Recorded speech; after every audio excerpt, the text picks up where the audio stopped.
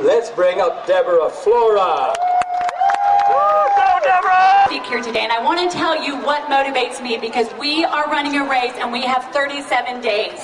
I'm a citizen and I love this country. I work in a business that tells me not to say that, but you know what?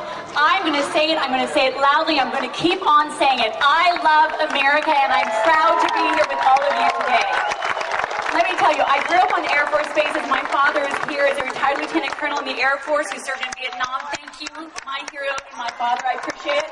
My husband is a veteran of the 82nd Airborne. He's a paratrooper. I grew up around people who are willing to fight for this country. There would see before the palpable lack of freedom. I saw people who would not lift their eyes. They would not raise their voices. They would not speak up. And when they did, they were filled with despair. And I vowed that I would not live in that kind of fear. Then I moved to Hollywood, and things changed. But I have to tell you something. There's a quote that I want to share with you that is attributed to Jefferson that says, when the government fears the people, there is liberty. When the people fear the government, there is tyranny. What I saw in the Soviet Union was tyranny, and what we heard Isabel talk about in Cuba was tyranny. That is what motivates me, and for the first time I was afraid for their future.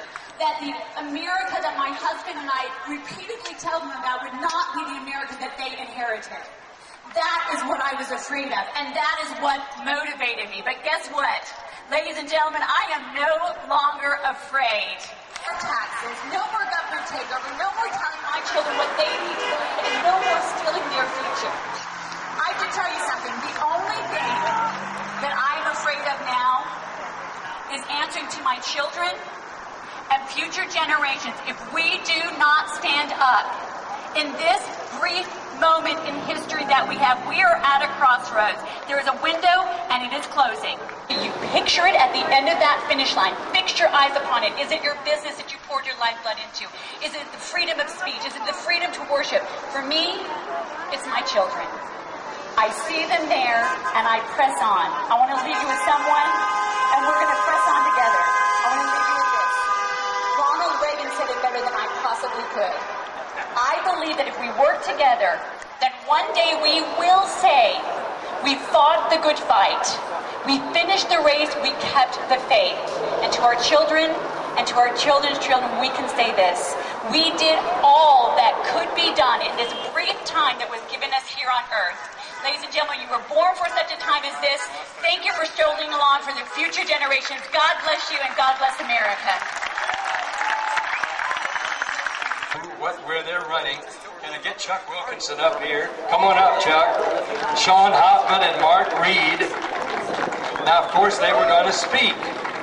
But even though this is a public park and if we own it, it's ours, we pay the taxes, but there are other regulations and rules that have to be obeyed. So we've got to do that. But I want you to know that Mark Reed is running in the 27th Congressional District.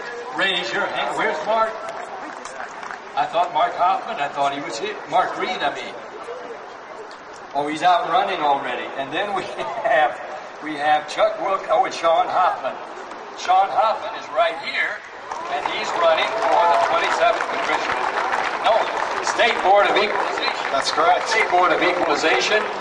This brave soul, Chuck Wilkinson, former and still Marine, is running against Henry Waxman in this district.